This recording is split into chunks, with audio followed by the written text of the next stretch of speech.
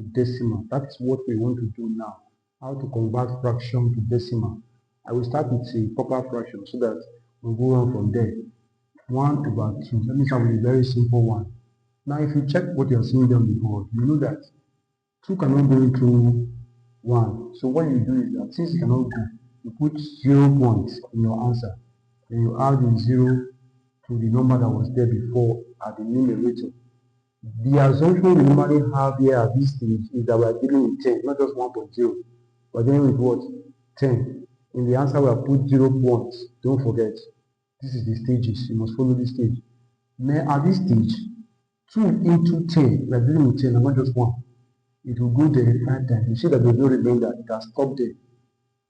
So we now have, this is 0.5 is the same thing as 1 over 2. That is what you are seeing there on the board. So example 2, let me say 3 over 4. In this case, you will see that 4, I'm still talking about improper fraction at this stage. Sorry, I'm talking about proper fraction rather. At this stage, you will still see that 4 cannot go into 3. So what you do is that you put 0 points in your answer, then you now add 0 to the 3, then it becomes 30. So 4 into 30, you know that you check my multiplication video on multiplication, you see how to do division in case you don't know. 4 into 30, if you go there 7 times, because 7 times 4 is 28. Then if it goes 7 times, remainder 2. That 2, you add 0 to that 2. There's a remainder. Because 4 times 7 is 28. The remainder is actually 2. You add 0 to it.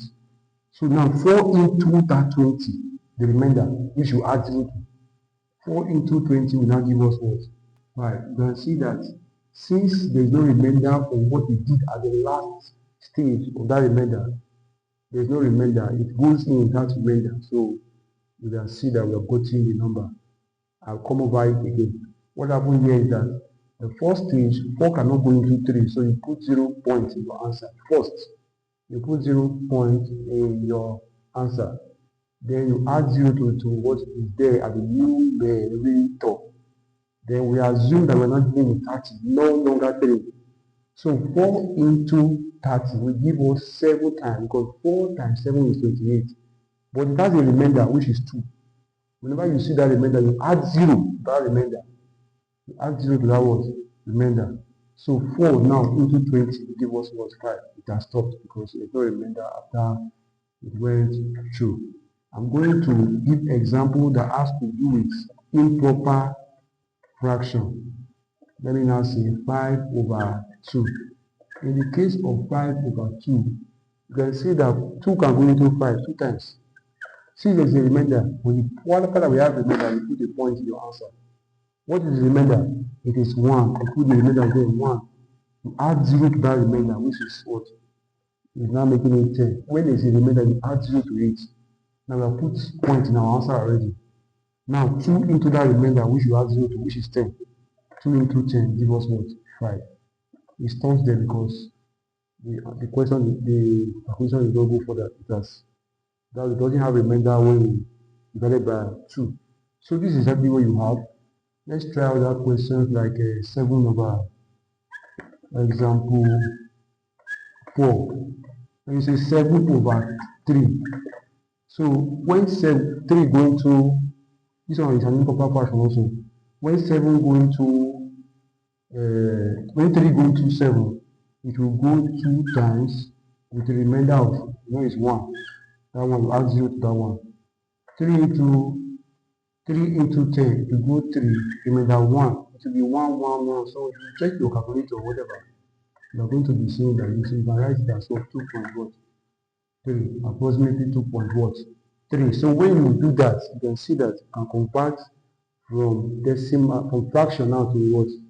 Decimal. You can convert from fraction to decimal. So I would like to continue maybe in another video where I will not teach you how to convert decimal now to fraction. Let me just do it right away here so that we don't talk about vice versa. So vice versa. So let's do it here so that we don't not waste time on that as if we were making another video. So to convert this decimal number, this is a decimal number. I want to convert it to fraction. I want to convert to fraction. What you do is that you just say, for example, this is the number. This is the number. So this number, this point is 1 at the denominator. You will count how many digits after the point. You will see that it's just only 1. Add 0 to it. So you move the number, so this one becomes what? 5. So it's as if we have moved the point. So to this point where it's no longer there. So, but mind you, how you know this is that the point is 1 at the denominator. Since it's 1 digit before you get to the last number, you just put 1 0.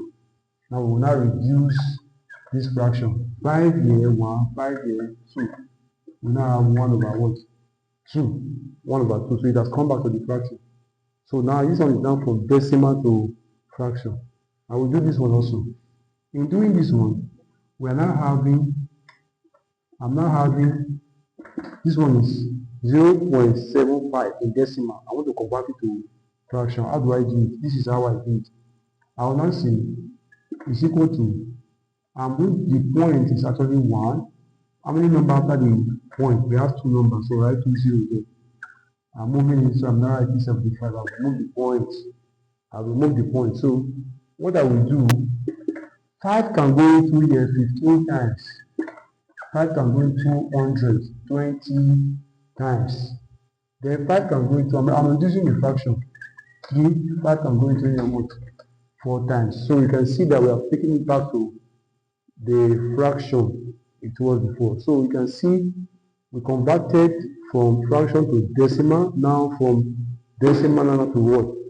Fraction. So whenever you are doing this thing, it will involve you knowing how to reduce your fraction.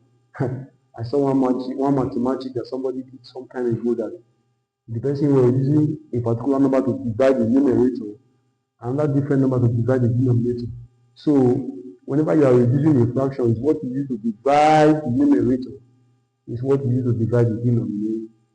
Don't go and use 10 to divide them. Now use that to divide them.